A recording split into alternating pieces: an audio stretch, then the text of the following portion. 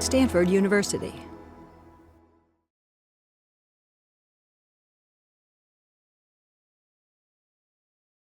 Okay, well, welcome to Stanford CS193P, winter of 2015. This is lecture number 5. And today we're going to finish up what we were talking about last time and talk a little bit about Objective-C compatibility because, of course, iOS was originally written in an entirely different language. And so there's a little bit of bridging between the Swift world and the old world. And we're going to talk about an example of using any object, which is property lists.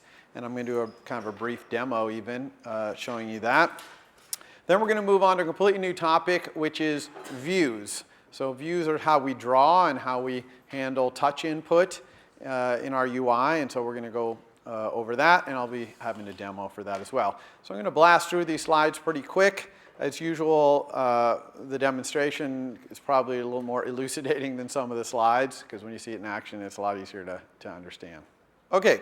So Objective-C compatibility. So virtually all the iOS API, this API that was written over the last however many years in Objective-C, is available from Swift, and you can't even tell the difference. Okay, it's just kind of automatically made available. And when they designed Swift, they went to a lot of trouble to make sure that it could be done in a very compatible way, so that all of the iOS API would work just fine in Swift. There's a few special data types, though, that they've gone to special care to bridge between the two languages.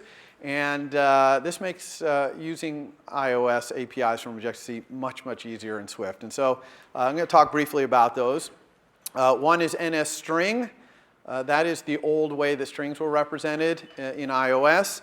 And that is bridged interchangeably to Swift's string. You can't really even tell the difference. If you have a method that takes an NS string, you can pass a Swift string in there, and vice versa. Okay? They're just automatically treated as if they were the same thing, even though they are quite different things. String in Swift is not even a class. Okay? It's just a struct. So they've done some miraculous work to bridge these things.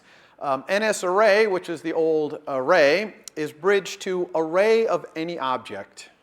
Okay, so anytime you see an array of any object in an iOS API, it's because it was an NS array before.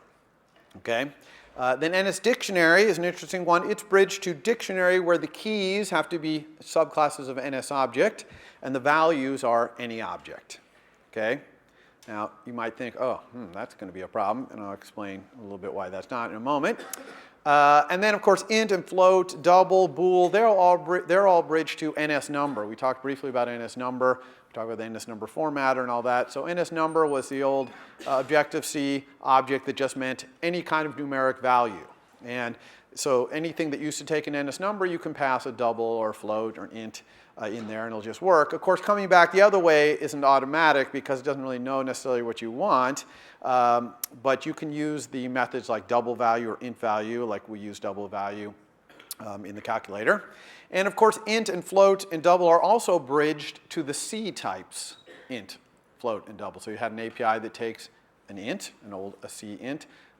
It'll be bridged to take the capital I Swift int. So this stuff all just works completely automatically, and you don't have to do anything, and it just works. However, if you want to be explicit about the type, you can cast. Okay, so it is perfectly legal to cast a Swift string to an NS string, and it will always work, so you don't need as question mark. Okay, it's all 100% guaranteed cast. And then once you do that, you have an NS string instead of a string, and so you can send it messages that are in NS string. Although you want to be careful with some of them, like length is an NS string method. That doesn't exist on string. It doesn't exist on string for a reason, because we talked about this before. The length of a Unicode string can vary compared to the number of glyphs you'll see on screen. And the new Swift string deals with that, and the old NS string doesn't really deal with that properly. So you got to be careful when you start calling NS string methods that there's not. You want to look for a string equivalent and use that if you can, because it's newer and it does things a little more accurately. But NS array is the same thing. You can cast from an array that you have in Swift to an NS array, and then you can call methods in NS array, like components joined by string, which is kind of cool. It takes all the components in the array, sends them description, takes those descriptions and joins them by the string you pass as an argument. This is the same as the join method in Swift's string.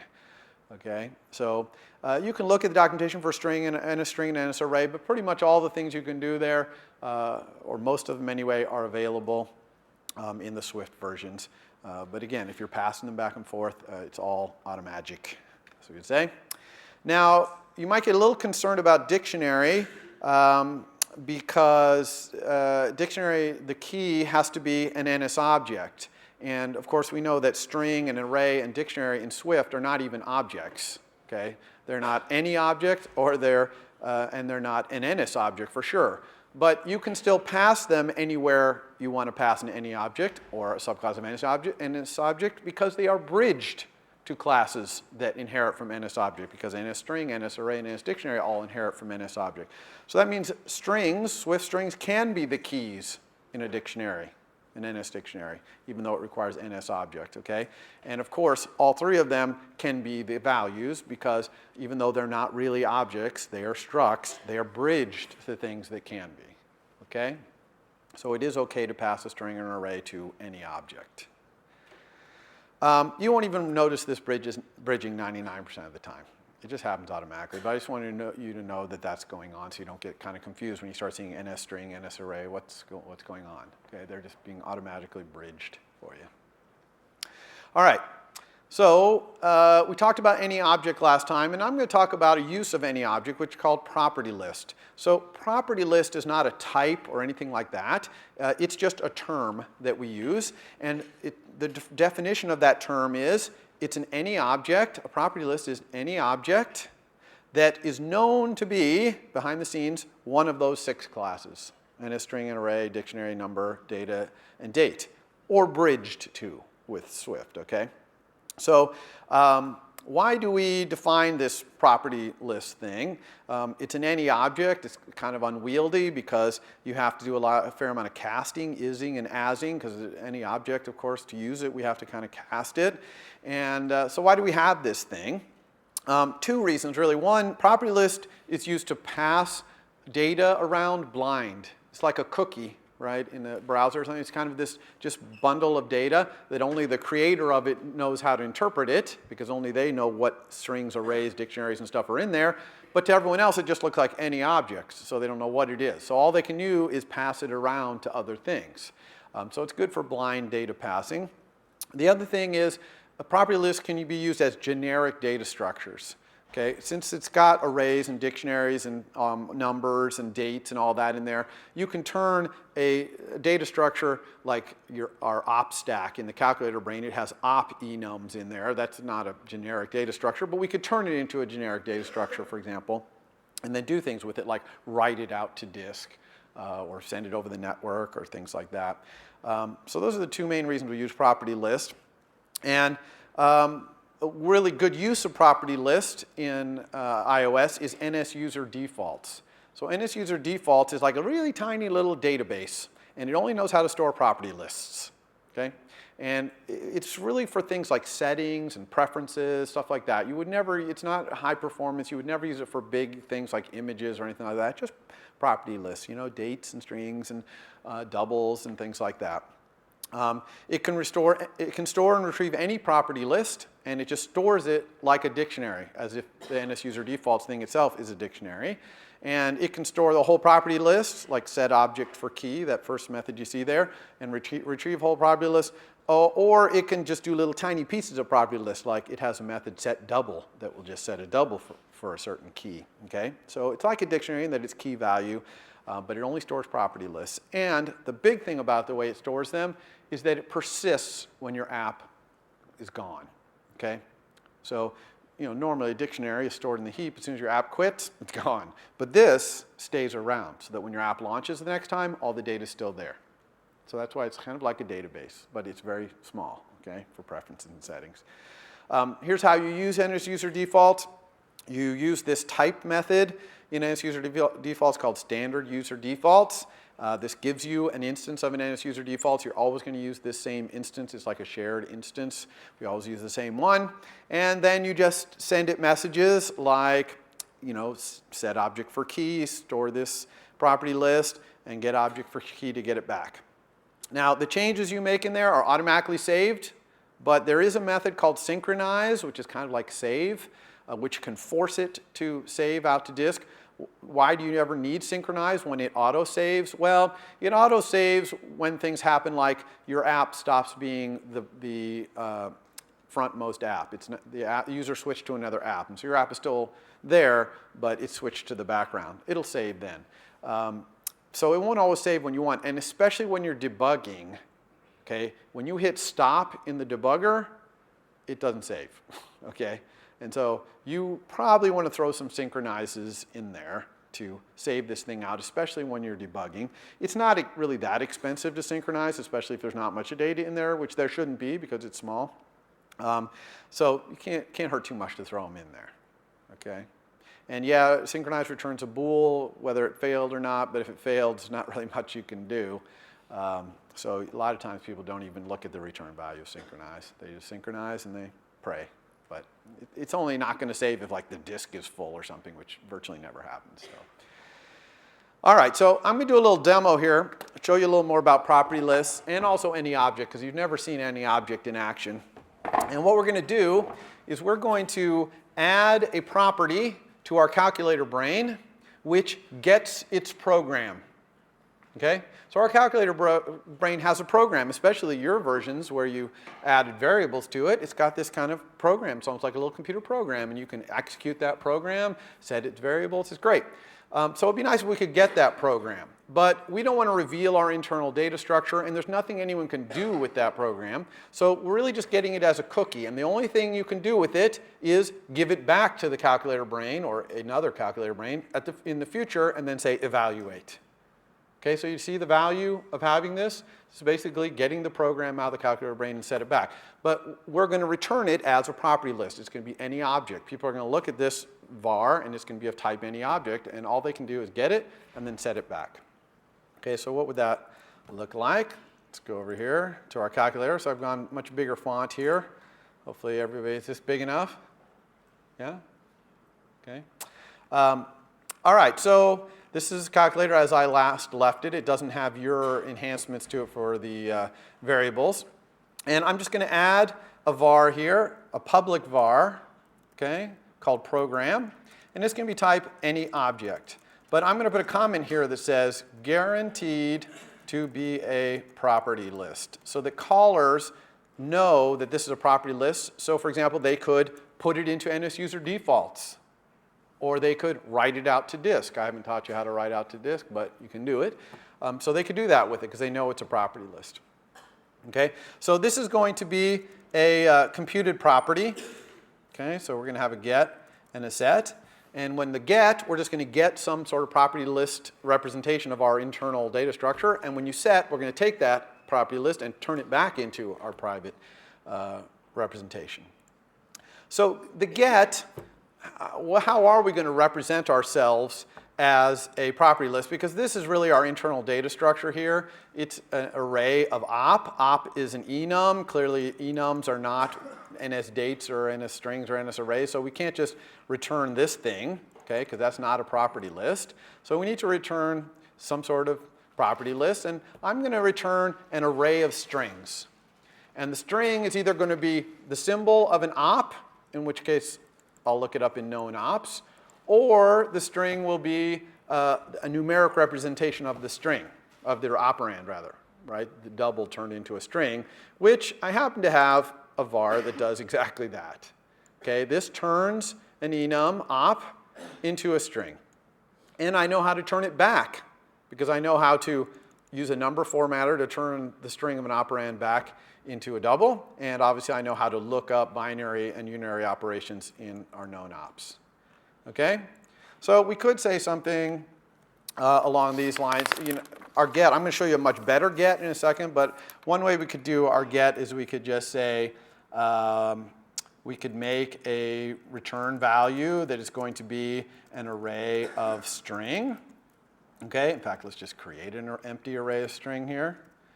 And then we could just go through our ops in our op stack here. And for each op, we could just say return value, append an ops description onto the end of it. And then we could return value, right?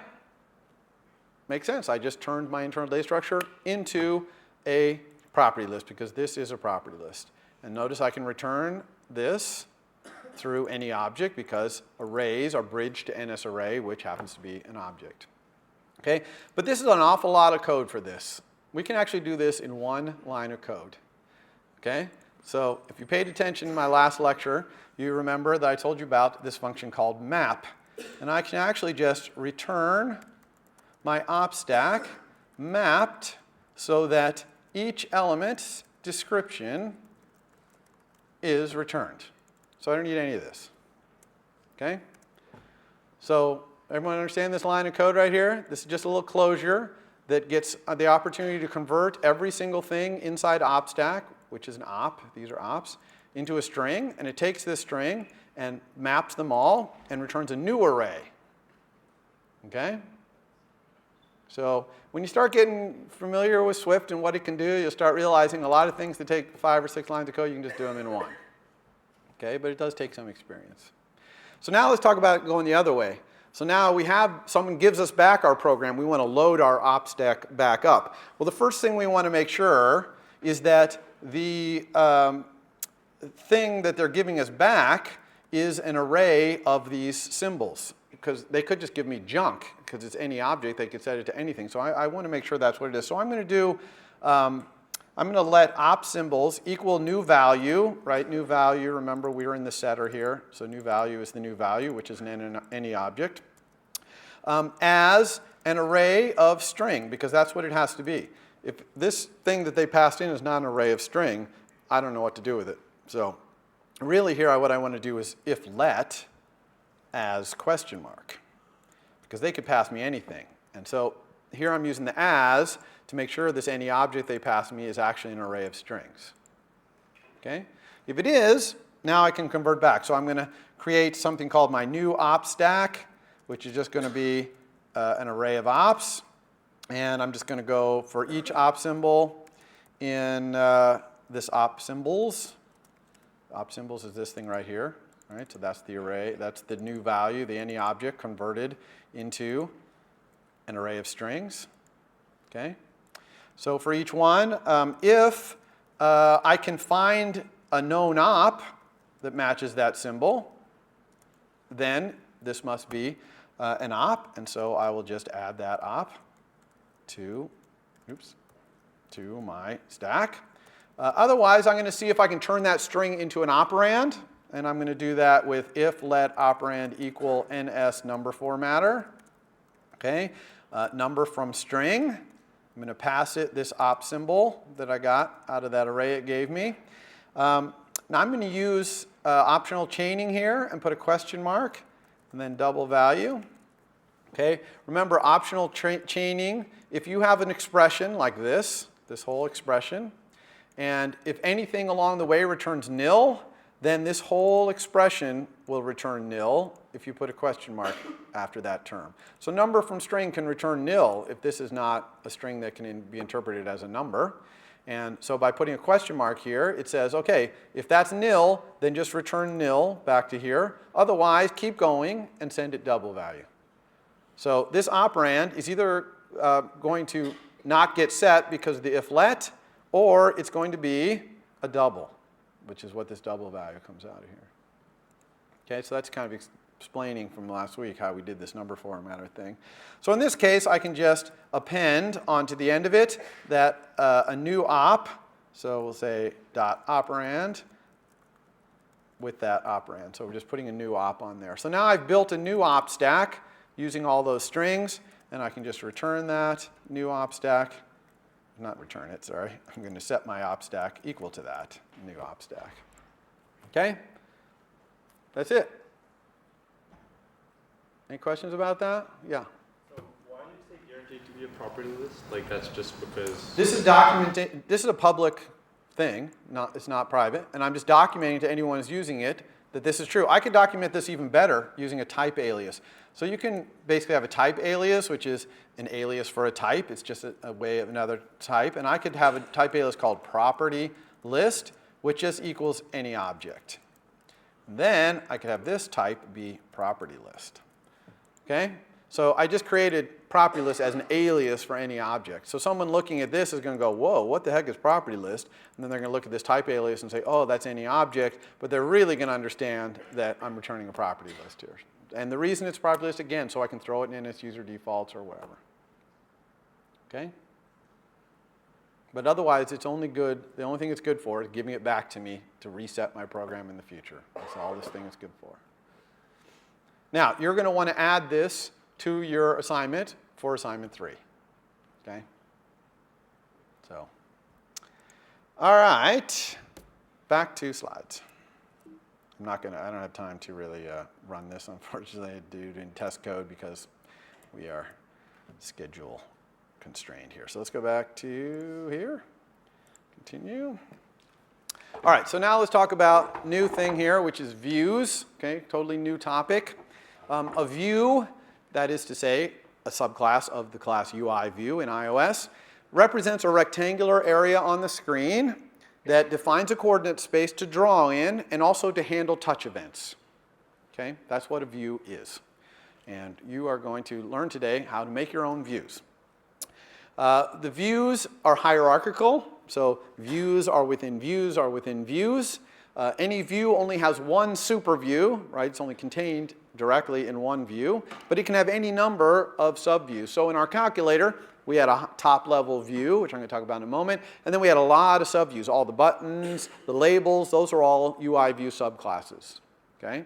And so we made a whole bunch. There's a bunch of subviews in that view. But we can go even deeper. It's hierarchical, multi-layer. We can go as deep as we want.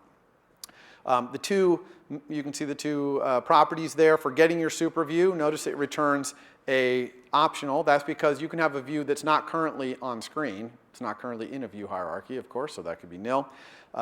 Your subviews, I show array of UI view there. Actually, the subviews property is an array of any object, again, for historical reasons, but there will always be UI views in there. So don't even worry about that. Okay? And usually in this class, on the slides, if something's an array of any object, if there's going to be a certain kind of thing in there, I'll say array of the certain kind of thing. But when you write your code, then obviously you might see, oh, that's array of any object. And that's, again, the bridging will work here automatically, so there's no worries there. UI window, there is a thing called UI window. It's a subclass UI view, but it has no meaning really in iOS. There is a UI window. It's at the very, very, very top of each device screen, but you never send it any messages really. You don't interact with it. It's all about views. Okay? On a desktop, windows matter, but on iOS, it's all about views. Okay? So don't worry about UI window. This hierarchy of views, subviews, and superviews is created usually graphically. You drag things out in your storyboard, and you can drag views inside other views to create your hierarchy. But you can do it in code as well. It's pretty rare to do it in code, but you can. There's two methods here, add subview and remove from superview. Add subview is sent to the prospective superview, in other words, to the place you want to add this view into. And remove from superview is sent to the view that you want to remove. So these are sent to different people. Okay? Remove from superview means remove yourself from your superview. All right, so where does the view hierarchy start? Where's kind of the root, the top level of this view hierarchy? And the answer is very simple, but for some reason students have a very difficult time understanding this one. There is a property in your UI view controller called view, and it is the top level view in the scene in the storyboard. Right? So you have this storyboard, you've got your scene that we've seen, like your calculator one. The top level one, the place where you're going to add your top level views, is called view in your view controller. It's just a property in your view controller. So it really couldn't be simpler. Okay? But sometimes students, they just forget that that's there, and they're like, how do I add something to my storyboard, in code or something like that? Well, you just add it to the view of your UI view controller. Okay? So let's talk about initializing a view. As usual, as I've kind of recommended, you probably want to avoid doing an initializer if you can. So initialize any properties in your view, hopefully using equals or some of the other ways we talked about doing it. But in UI view, it's actually slightly more likely that you might want to have an initializer. So it's a slightly complicated thing, only slightly, in that UI view has two initializers that you have to deal with. And that's because UI views can be created in two different ways. In code, by just saying UI view and this frame initializer, which is just the frame in the super view coordinate system where this view is going to live. But then there's also this init with coder, and I'm not going to talk about coders and archiving and all that, but that is the initializer that is called when the view comes out of a storyboard.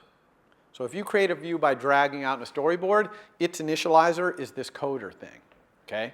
So if you absolutely have to use an initializer to initialize something in your UI view, you're going to want to implement both of these things. And I recommend this kind of format here, where you override init with frame there. That is a designated initializer in UI view. And then there's actually a required initializer, which is the decoder one. So if you implement the init with frame, you have to implement the coder ones required. Because then as soon as you implement the init with frame, you'll no longer inherit all of your designated initializers. You won't inherit the init with the coder. So basically implement them both and then just factor out your initialization code into some setup method or something and call that. Okay? So that's only if you absolutely have to have an initializer. All right, there's another alternative to initializing, which is if you can wait until the initialization is finished, but you want something really early in the view's life, you can implement this method awake from nib. But that only works for views that come out of a storyboard. Okay? Awake from nib means I just awoke from coming out of a storyboard. So now you can initialize me. So it's a little bit limited because it only is good for views that come out of a storyboard, but it is an alternative. Now, okay, so that's all I want to say about that, actually. All right, so let's go on to how do we draw and handle events in this rectangular area? Well, we need a coordinate system to work in. So there's some data structures I'm going to show you real quick to get us started here that we're going to use when we're drawing and handling events. First of all coordinates are going to be CG floats. Okay, CG floats is a type in Swift struct, and always use CG float when you're drawing or handling events in a view. Do not use double, do not use float. If you use those in your homework, you're going to get dinged, okay? CG float. Now, doubles and floats can be converted to a CG float using the initializer. CG float has initializers for floats and doubles that you can pass and turn it into a float. But you always want things to be CG floats when you're working in the coordinate system, okay? Now, there's a couple other structs that are important here. One is CG point. It's just two floats, x and y. It just defines a point in the coordinate system. Couldn't be simpler, okay? And there's also CG size. Just defines a width and a height in the coordinate system, okay? So these are just simple structs. That's all they are, structs. I don't know, certainly point I don't think has any other methods on it or anything. Size, maybe, I don't think so though. But these two are combined, the points and the size, to CG rect. So a CG rect is a struct that has a point and a size. The point is the origin of the rect, upper left, which I'm going to talk about in a second. And then the size is the width and height. Now rect has a lot of methods on it. Okay, rect has things like min x, which is the left edge of the rect, or mid y, which is the midpoint of the rectangle vertically, or intersects, and you pass it another rect, and it'll tell you Boolean whether it intersects that rect, right? The two rects overlap. Or intersect, which says take this other rect and create a smaller rectangle, which is the intersection of those two rects. Or contains point, okay? Where you pass it a point, and it'll tell you whether it contains that point. So rect, it's a struct, but it has a lot of cool methods in there. There's a whole bunch more. You can just type a rect type and then a dot, and let Xcode show you all the cool methods it has, okay? All right, so those are the kind of data types we're going to use to talk about our coordinate system and to write our code in our coordinate system. So let's talk about the view's coordinate system itself. First of all, origin upper left. Some of you might be used to origin lower left, like Cartesian coordinates, the origin is in the lower left. But all the origin that you use in a view is in the upper left. So that means increasing y is down the screen. Increasing x is across. So I put an example 500, 500 comma 35 over there. It's 500 across and only 35 down, okay, from the upper left. The units that we're talking about here are points, not pixels, okay? Very high resolution displays have more than one pixel per point, okay? Because they're able to draw very fine curves, very fine text, etc. You don't usually care about the difference between points and pixels. It's automatically handled for you because you're doing things like drawing text or drawing an arc, and the system automatically uses as much pixels as it can to make things nice. But occasionally you do care because maybe you're drawing something very finely detailed and you want to control on pixel boundaries. And if you want to do that, you can get this property in view called content scale factor, and it will return the number of pixels per point. So on a retina display, that's going to be 2. On a non-retina display, that will be 1. It could be anything, though, okay? So you shouldn't write your code assuming it's 2 or 1. You should just write your code, get the content scale factor, and you'll know how many pixels per point, okay? 99% of the time, you don't have to worry about this, but in your assignment 3, hint, hint, you might have to, okay? So what about the boundaries of where drawing happens? You've got this rectangular area. Well, there's a very important property called bounds, which is a CG rect, which describes the area you're drawing in your own coordinate system.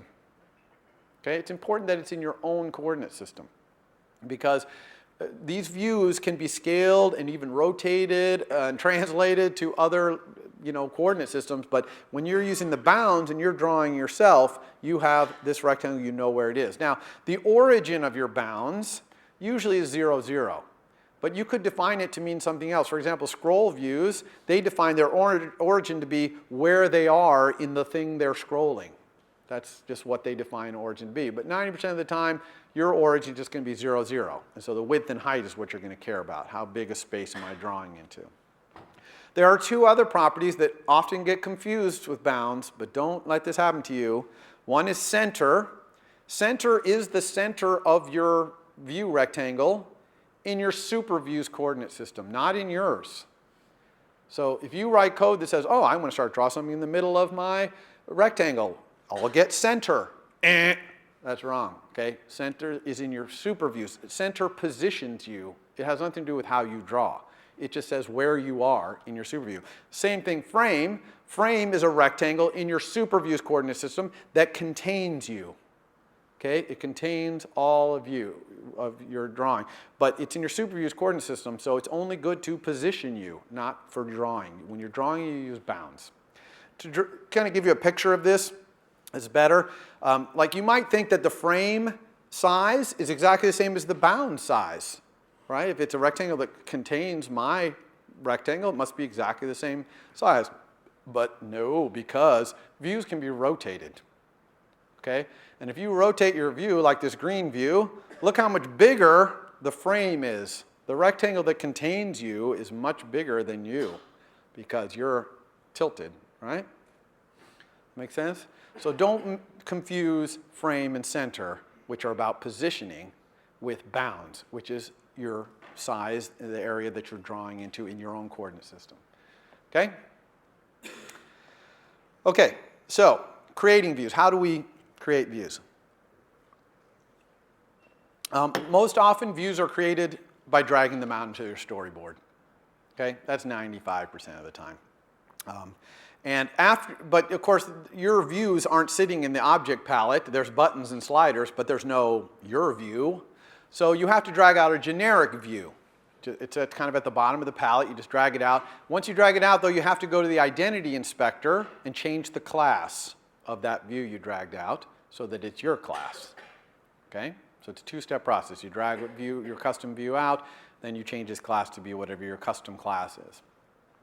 On rare occasion, you might create an instance of your view in code. Probably never in this class, maybe in your final project, I doubt it. You just do that using UI views frame initializer, right? So you just say view equals UI view frame. You can even do UI view with no arguments, and it'll give you a CG rect 0, which is a frame 0 size and width, and then you could later set its frame to position the view. So here's an example of creating a view in code. I'm going to use UI label. A UI label is a subclass of UI view, so I can send it UI label parentheses frame. So I just give it this frame, which is kind of in the upper left. Notice I've created this view, but it's not on screen yet. Okay? Assuming this code here is in a view controller, I could then say view.addSubview, because remember, view is a property in my view controller, which is that top level view. And I could say add subview of the label, and boom, it'll appear on screen. Okay, at 2020 width 100, height 50. Okay? So it is possible to create views in code. We almost never do that in iOS. We use storyboards. Okay, so when do I want to create my own UI view, right? Well, when don't you want to? Well, you don't want to if you want a button or a slider or anything where there's already an iOS view. But if you want to do something that those things can't do, draw something special or handle touch events like swipes and taps and pinches differently or for a different purpose than those things, then you create your own custom view. So we're going to focus on drawing today, and I'll do gestures in the next beginning of the next lecture. To draw in your UI view, all you need to do is override this method drawRect. Okay? Very simple method, only takes one argument. In the code, it's actually called rect, but I've renamed it to be region that needs to be drawn so that people understand what that argument is. That argument is purely an optimization. It's just the system saying, hey, draw yourself, and really I only care about this rectangle of you. But you can draw the whole self if you want, but this is the only rectangle I really care about. So if you had a view that knew how to draw parts of itself, okay, then it could only draw the part that's in this rectangle. But you can completely ignore this rectangle if you want. It's purely an optimization. Okay? This is very important to understand. You never call drawRect. Ever, never, never. Okay? If you call drawRect in your homework, you're going to be major ding. Because I'm standing here in front of you with red text on my slide saying never. Okay? Do not call drawRect. drawRect is called by the system. Okay? It's called by the system when your view needs to be redrawn. How does the system know your view needs to be redrawn? Because somebody called setNeedsDisplay on your view. And you can call it on yourself if you want. If something has changed about your view, some property or something that would change the way it's drawn, you call setNeedsDisplay on yourself. Eventually, the system will call your drawRect. But it's got to set some things up first. Okay? And there's other views around you that it has to get organized. Okay? So never call drawRect, it's called for you. When you call setNeedsDisplay, you can specify, I really only need this rectangle redisplayed. And then obviously that rectangle is going to show up in the argument to drawRect. Okay? But if multiple people call setNeedsDisplay with different rectangles, probably the union of those rectangles might get called here one time for drawRect. Okay? Make sense? All right. So how do you implement this all-powerful drawRect method? You can use kind of a C-like function-based API called Core Graphics. That's what it's all based on. Or you can use a nice object-oriented thing called UI Bezier Path, which is what we're going to use because we like object-oriented. But since the underlying stuff, Core Graphics, is what UI Bezier Path is built on, I'm going to kind of explain a little bit about the concepts of Core Graphics, how one draws in Core Graphics. The first thing in Core Graphics that's important is you have to get a context to draw in. Okay? So if you're printing, you'll have a printing context. If you're drawing on screen, you'll have a draw on screen context, etc.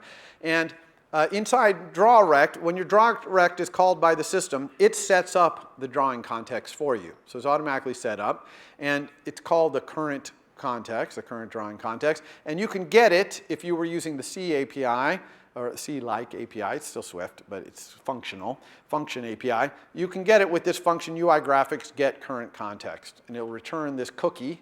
It's just this magic cookie. You don't know what it is, but it is the context of drawing. Because all of the C-like functional API take a context as an argument. Okay? The Bezier path doesn't do that, no worries.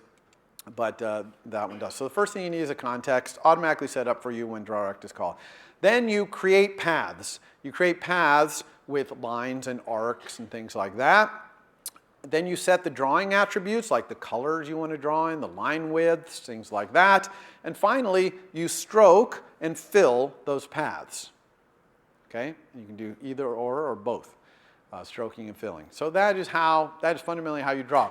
Things like drawing text is just the fonts know how to have the perfect path to draw beautiful letters. And so your stroking would outline the letters, and filling fills in the letters, okay? So even drawing text is just stroking and filling paths, okay?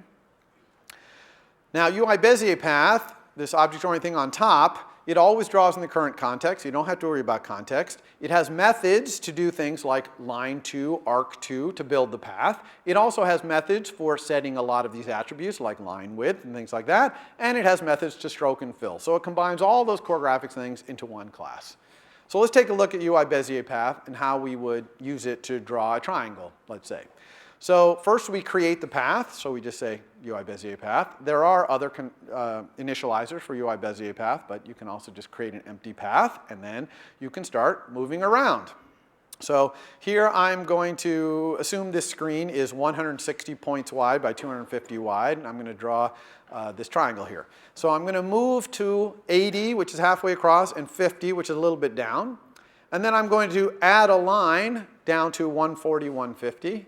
Then I'm going to add another line over to 10, 150. Then I'm going to close this path. Okay? So that's it. That's how you can make a triangle. Now, I'm kind of lying to you a little bit because as you execute these, nothing is appearing on screen. The screen will be blank. Okay? I was only showing them so you can understand what I was doing there with the lines. So it would be blank. To make it appear, you have to stroke or fill. So let's set the attributes we want. So I'm going to set the color for filling to be green and the color for stroking to be red.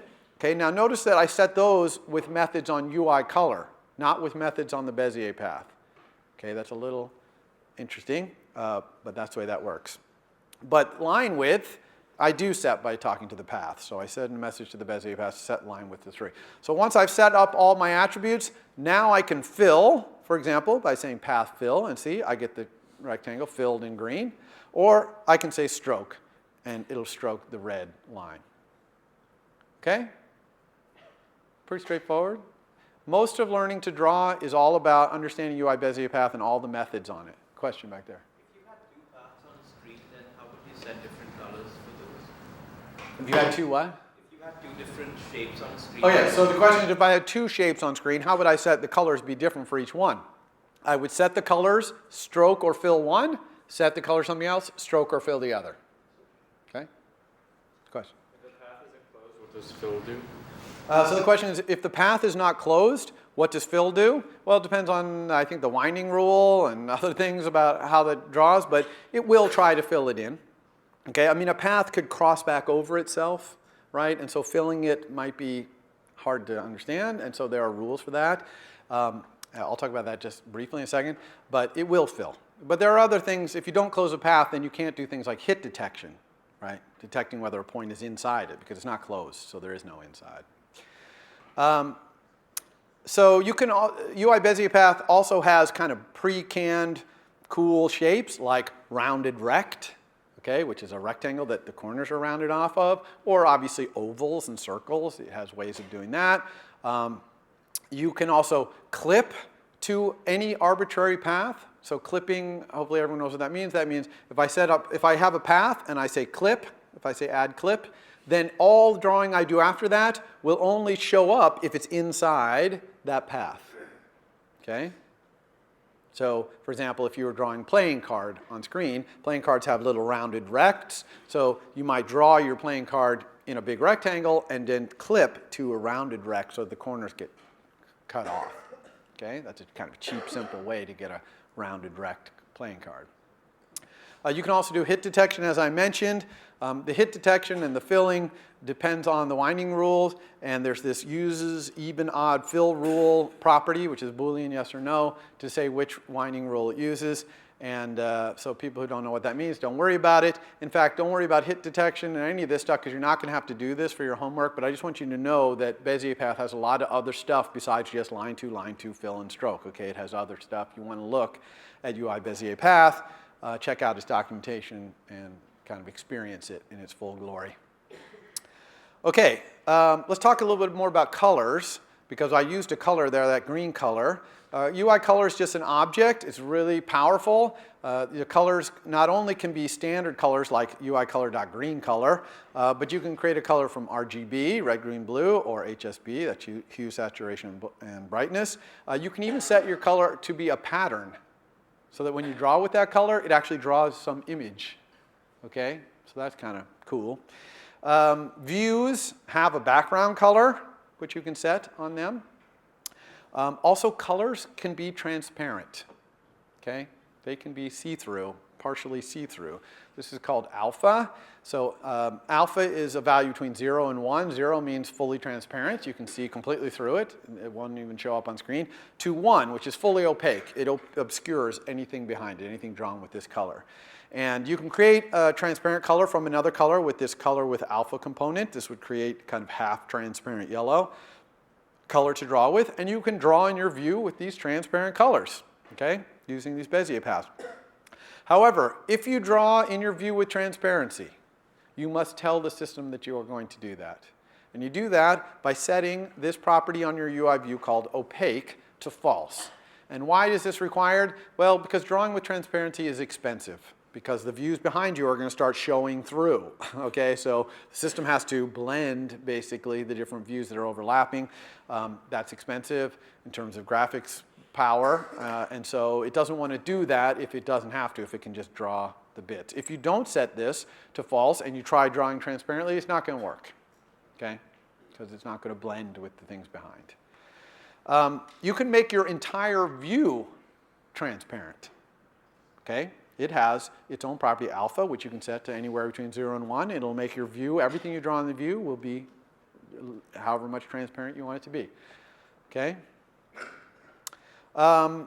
What happens when views overlap and enhance transparency? They're blended, as I said. Remember that the subviews order matters. Okay, the thing that's first in the subviews array is in the back, and everything down the right is in front. So when the transparency happens, that's the order it's going to happen in. You can completely hide a view by setting it hidden equal to true. And this is surprisingly common, to just hide a view, and maybe it appears when a certain condition is true on screen or whatever. You can set up this view in your storyboard and then set it hidden to true, and so it comes up, it's not there, and then in code you say hidden equals false, boom, it appears. Okay, so that's a way to completely hide the view. A hidden view not only doesn't draw, it doesn't receive any touch events either, but it's still in the view hierarchy. It's kind of there waiting. Okay. All right, drawing text. So usually you draw text on screen with a UI label. That's what you did with your display, etc. But you might want to draw in your drawRect, and you do that with this class called NS attributed string, which I'm really not going to cover. You want to look at this documentation if you want to draw text. I'm not going to do a demo of NS attributed string, but I'm going to give you some code for your assignment next week, and I'm going to use NS attributed string in the code I'm giving you, so you'll be able to see an example of how it's used. But basically, an attributed string is a bunch of characters and some attributes on those characters. Now, attributed string has a couple of interesting things about it. It's easy to use. You can just create it, pass it a string, and then say draw at point, and that will draw the string with its point, its upper left corner at that point. And you can even find out how big it's going to be by asking it the size of this attributed string. So it's pretty easy to use in that way. Mutability is not done with var and let. For NS attributed string, there's a different class called NS mutable attributed string, okay? And why would you want a mutable string, attributed string? Well, because these strings, what makes an attributed string attributed is you can put attributes on the characters in this string. And so a mutable attributed string, you can set the attributes. You can get the string out as an NS string using the string property on NS attributed string, but NS attributed string itself is not a string. It's not like a subclass of NS string or anything. It's its own thing. So you set these attributes with functions like set attributes. It takes a dictionary of attributes. I'll talk to you about what the keys and values are in a second. And then a range. That's an NS range right there, by the way, not a Swift range. And the indexing into these strings is the old style NS string version. It's not this string.index stuff we talked about last time. It's literally which Unicode character are you talking about setting an attribute at? Okay, so this dictionary has a bunch of attributes. The attributes can be things like set the foreground color of this text. Okay, set the stroke width. Okay, because remember, text is just paths. You can stroke them and set the width. Or the font is a really important one to be able to say. Set this text to have this particular font. Okay, and so you just set a dictionary that has the key NSFont attribute, and the value would be a UI font. Okay. Now let's talk about UI fonts briefly. Fonts in iOS 7 and later, including iOS 8, are very important to get right. Okay, look at these screenshots. Look how important the fonts are. Okay, they're critical to making the UI look good. Okay, so you got to get the right fonts in your app. And where do you get the right fonts? Well, the number one place to get a font, the right place 99% of the time, is this class function in UI font called preferred font for text style. Okay? The text style is something like headline or a body. The body would be like the main content that your user is looking at. Headline might be like a title at the top. Footnote might be a small little thing mentioned at the bottom. Okay, and there's a whole bunch more of these text styles. And so you're going to ask the system, give me the preferred font for that style. The font includes a size. Okay, UI fonts include the size as well as the face. And users can go into their settings on their phone and change and say, oh, I can't see anymore, like me, and they make their fonts bigger, okay? And so this would automatically get that new size. Okay, so that's why you always want to use preferred font anytime you're displaying any user content, okay? Now, it is possible to create fonts where you say, give me Arial 15 narrow, or what. It is possible, but you really shouldn't be doing that. You should be using this preferred font for style. There's also a system font. This is something that appears on buttons and in things like segmented controls, things like that. You never want to use one of these system fonts for user content. User content, you want to use the preferred fonts. Okay? So yeah, other ways to get fonts, ignore them. I'm not going to talk about it. Okay? All right, how about drawing images? How do you do that? Well, there is a UI label for images. It's called UI image view, and you can use that to put an image on screen, but you might want to draw an image in your DrawRect as well. And usually you create an image by name from that images.xc assets thing that we moved out of the way real quick right at the beginning of our very first demo. And if you click on that, it's pretty self-explanatory. You can drag images in. You can have different images of different resolutions for different devices. It's really pretty powerful. That's usually how you create an image, is by name and dragging it into the images.xc assets. You can create it in other ways from the file system, which we haven't talked about, or even with drawing. We're not going to talk about that either. Once you have a UI image, you can draw it by just sending it the message, draw at point. And it will draw in its normal size with that point as its upper left. You can also say draw in rect, and it'll scale to fit that rect, either bigger or smaller. Or even draw as pattern in rect, it'll tile it repeatedly to fill the rect. Okay? So really easy to draw images inside your DrawRect. The last thing I want to talk about is what happens when your bounds changes in your UI view. Like the user rotates the phone, and now your bounds are wide and not very tall instead of tall and not so wide. You might think, oh, my DrawRect's going to get called, and I'm going to redraw. But no, that does not happen. Instead, the bits that were on screen get stretched. Okay? So usually that's not what you want, because that's going to result in a very grainy kind of bit stretching of your UI. But that is the default, is the bit stretching, because it's high performance. Now, you can control what happens to your view when the bounds change with this property in view called content mode. And here are some of the content modes you can set. There's left, right, top, bottom, etc. All these ones basically don't change the bits. They don't redraw, but they just move your entire view to the left edge, right edge, top, or bottom of the new bounds. These are kind of strange ones. Probably don't need that very often. Then there's the scaling of the bits. So here's the default, scale to fill. Okay, we'll scale the bits to fill the new bounds, but you can also fill or fit the bounds and keep the aspect ratio so that it won't stretch your bits. It'll still scale them, but it'll scale them with your aspect ratio maintained. Or you can have the wondrous redraw. Okay, this is the one you want to set that says, when my bounds change, call my DrawRect again. Okay, with the new bounds. So you're going to want that quite often. I'll show you that in the demo today. All right, so let's get right to this demo. Okay, it's going to be a little tight to do this in 20 minutes, but because we're going to cover a lot of stuff, but I think we can do it. We're going to start by creating a new project. So I'm just going to file new project. This is a brand new. Okay, we're going away from the calculator here. And as always, we're going to be using this single view application thing right here. I'm going to call this project happiness because we're going to draw a face, a smiley face. Okay, and it's going to be able to smile or frown depending on how happy it is. Okay, so that's why we're going to call this happiness. I'm going to put it in the same place I put my calculator, which is my home directory developer there. Here it is. As before, I'm going to move this app delegate out of the way. I'm going to move, actually, let's take a look at image.assets. So here's the app icon slots. You can see that for any given image, like the app icon, there's lots of different resolutions depending on the devices that you can provide. Okay? You don't have to provide all the different resolutions. It will interpolate, but you can do it. So you just drag an image into here, and now you can get it by name with that UI image named function. So we'll get that out of there. We don't have the launch screen either. So here we are. I'm going to show you something fun here too. Here is my storyboard.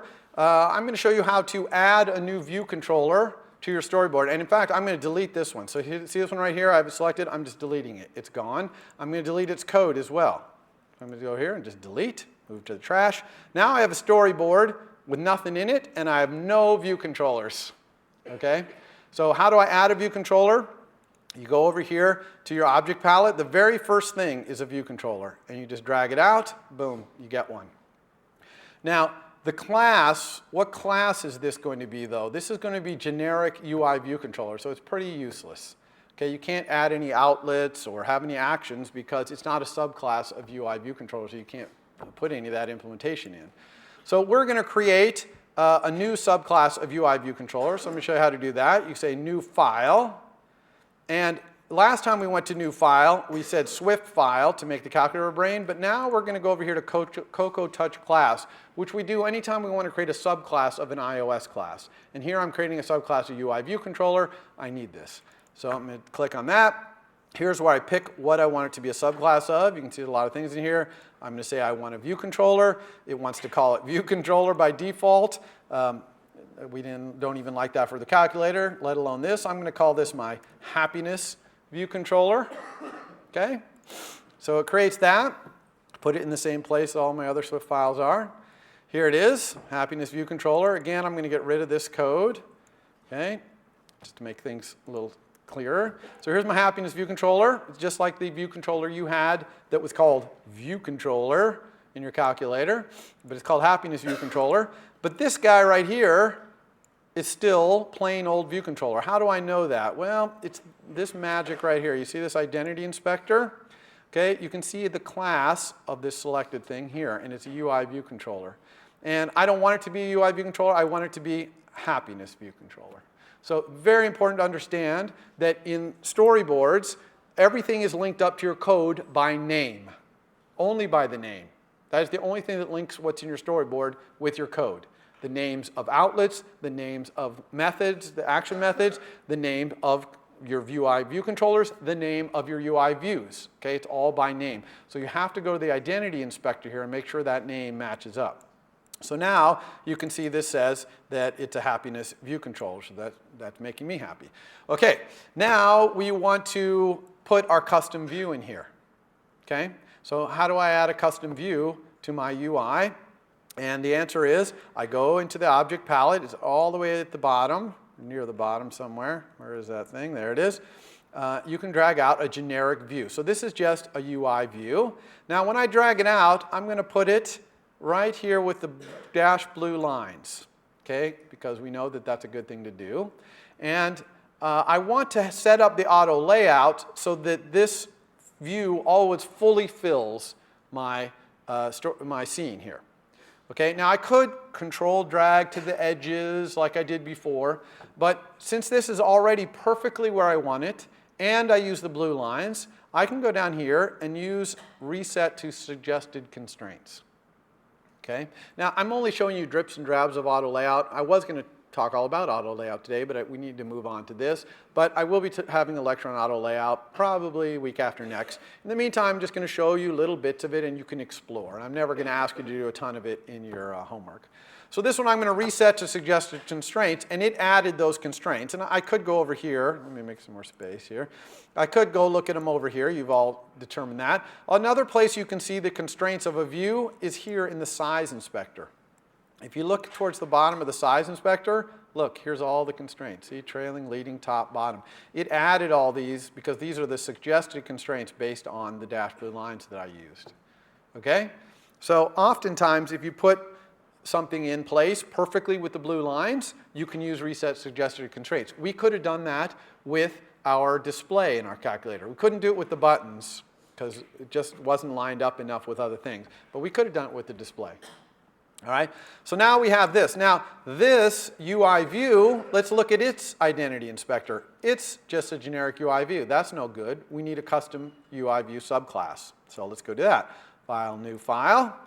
Same thing. I'm going to create a subclass of a Cocoa Touch class. This one's not going to be a view controller. It's going to be a UI view. Okay, I'm going to call it face view because that's what it's going to do. It's going to draw a face. Okay, put it in the same place. Put everything. Here's my face view right here. We'll get back to that in a second. In our storyboard, we want to make sure that we inspect our face view, okay, and change its class to face view. By the way, it can kind of get tricky sometimes picking the right thing. Like sometimes you're picking the UI view controller, sometimes you're picking the view. One kind of cool trick, Control-Shift. If you hold Control-Shift and click, then it lets you pick which thing you want that's under the mouse. It's a very important little trick, Control-Shift. So here I could pick the view controller. Now I'm seeing the identity inspector of the view controller. Or I could go here and pick, this is the view property in my view controller, the top level view. This is my face view that I'm trying to create. So I select this here, and I'm going to go to the identity inspector again up here. I'm going to change this to be a face view. Okay? So now this thing is a face view. And so when it's time for this thing to draw, it's going to call the drawRect of the face view class. So let's go take a look at the face view class. Here it is. And here is drawRect. Now, it's commented out by default. Why is it commented out by default? Well, because having a drawRect costs system resources. It thinks it has to draw this thing. So you only want to have a drawRect if you actually draw in your drawRect. Don't have it just sitting there uncommented out if you're not actually using it. All right, so how am I going to draw this face? Let's start by drawing the outline of the head, just a round circle, okay? Because that's pretty simple to draw. And how am I going to do that? Let's start by creating a Bezier path. I'll call it face path, which is Bezier path. And let's look at all the different kinds of Bezier paths we can make. Ovals. We could use this one, oval and rect, okay? That's a pretty good one. I'm actually going to use this one, arc center, because I want to show you a really bad error message you're going to get in Swift that I want you to avoid. So I'm going to use this one, which lets you create an arc, and I'm just going to have my arc go all the way around, okay, from 0 all the way around. So it wants to know the center, so I'm going to have my face's center somehow. We'll define that in a second. It also wants to know the radius, so I have to have my face's radius in a second. We'll do that. It wants to know the start angle to draw this arc. Okay, so I'm going to start at angle 0. The angle is in radians, so I want to go around to 2 pi.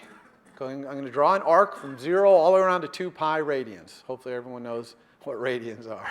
Okay, so 0 to 2 pi, that's good. And then clockwise or counterclockwise, I don't care because I'm going all the way around, so I'll just say clockwise true. Now, when I do this, well, first let's do our face center and face radius here. So I'm going to make actually computed properties for those.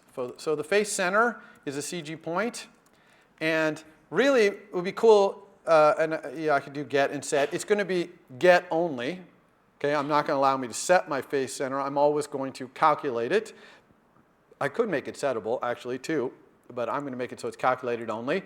When you do calculated only, you actually don't need this part, this get. You can take that out, okay, if it's return only. So I'll say return. Now, you might be saying, oh, I'm going to return center. Let's put the face in the center. But everyone understand why this is very bad? Right, because center is not in my coordinate system. It's in my SuperView's coordinate system. Luckily, I can convert a point from my SuperView's coordinate system using this nice method, convert point from view. So I'm going to convert center from my super view. Okay?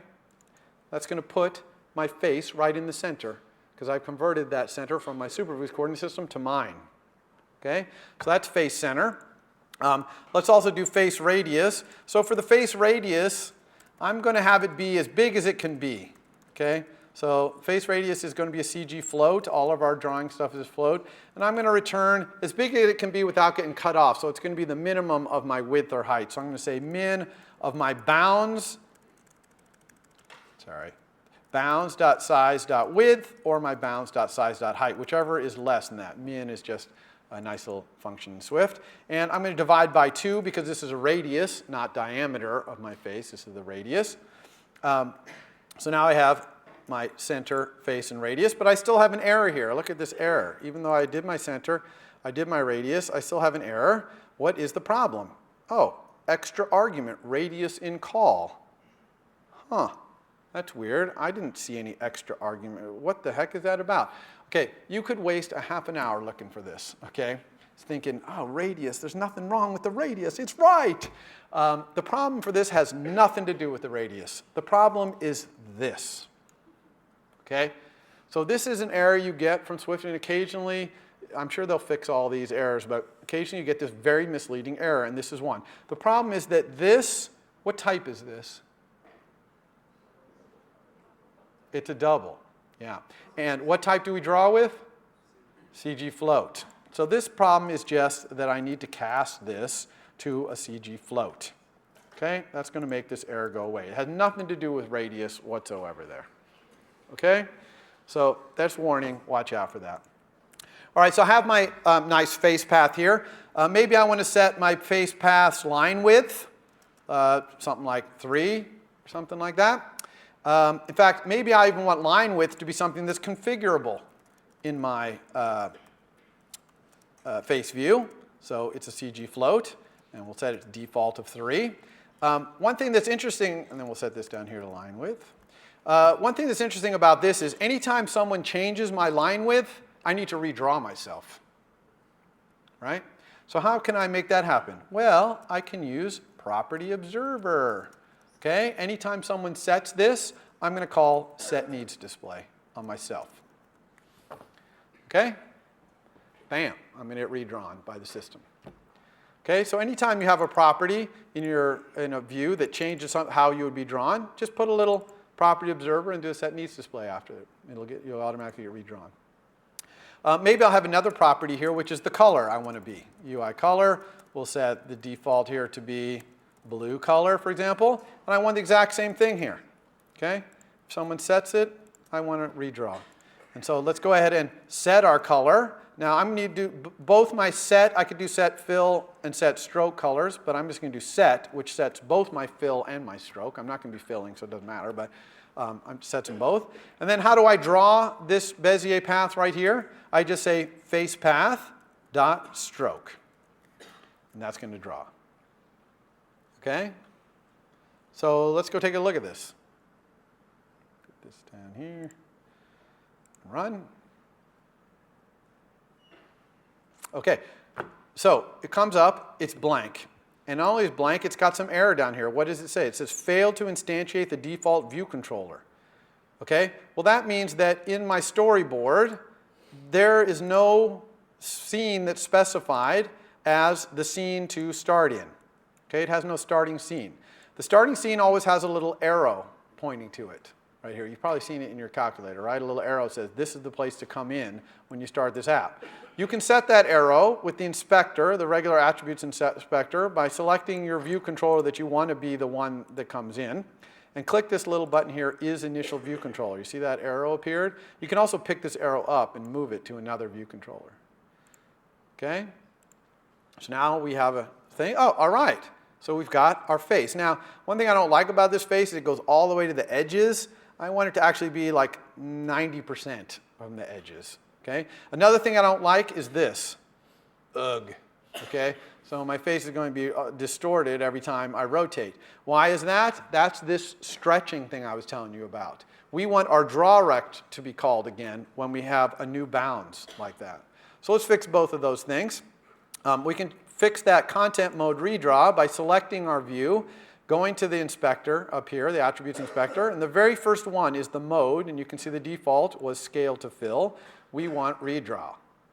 Okay, so I'm going to pick redraw, so that'll fix that. And as far as the 90%, I'm going to fix that in here by having my face radius be times 90%. But really, I'd like this to be settable too, so I'm going to have var scale CG float. Okay, and we'll start this out at 90%. So I want that, and this one also, if I change, I want it to change. Okay, so now let's go try that. See what happens. Okay, we got our 90%. That's good. And when I rotate, it doesn't stretch it. Okay, and it's using the minimum of the width or height. Okay, so that's good. That's going good. Now we want to draw the eyes and the mouth, and because time is running out here, I'm actually going to type those in super fast. I posted it for those of you who are trying to keep along here, which is probably impossible.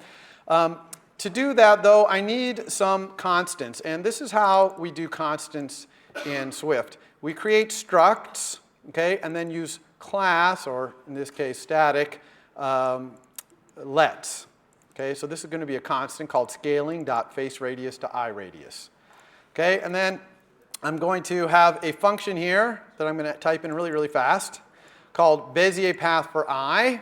And it's just going to return a Bezier path that draws an eye, either the left eye or the right eye. This says which one. Okay, see it returns a Bezier path. Okay, then I'm going to have another one, which is Bezier smile. I'm going to type that in real fast. Okay, so here's Bezier path for smile. And what this is going to do, it's going to take a fraction of the maximum smile. So 1 is full smile. -1 is full frown. And everywhere in between. Okay, so that's what this does. And it returns a Bezier path. So now here in my draw rect, I can say Bezier path for eye, left eye. I got the Bezier path. I'm just going to immediately send it stroke. Okay, and then Bezier path for the right eye. I'm going to send it stroke. So I'm just going to stroke the left eye and the right eye. Okay, then I'm going to do the smiliness. So I'm going to let smiliness equal some value. Let's start it at 0.75. We're pretty happy to start. And then I'm going to create this Bezier path using this thing up here for a smile, which is Bezier path for smile. And we're going to pass it the smiliness. And then I'm just going to stroke this smile path. Okay? Now I hoped I had a little more time so I could have gone through this code, but it's pretty straightforward code, really. Here we're just using add curve to point in our Bezier path to draw a curve, which is the curve of the mouth. And then here we're just using Bezier path arc center again, okay, to create the circle. The eyes are just circles. Okay? That's really all those two methods do. There's nothing really special about them. And what do I have error here, which is, oops, dot. Okay? Oops, that's not it either. Smile path, oh, equals, not dot. Equals. There we go. Okay? Yes. So let's run this. Hopefully we'll have a smiley face. There it is. He looks pretty happy. We can rotate him. Ooh, he's very happy. Okay, let's make him a little sad. How about minus 0.5? Minus 0.5. That's pretty sad. Aw. Okay. Okay, so now we have this nice face view. What we're going to do in our next lecture is we're going to add a gesture so we can make them happy or sad. Happy or sad, okay? We're also going to put a gesture in there, a pinch gesture, so we can make them bigger or smaller, okay? Then we're going to actually add a whole nother MVC and make a much more powerful application that just uses the face view, the happiness view controller, as a view in another MVC, okay? So now we're going to do multiple MVCs. So that's what we're going to be doing on Monday.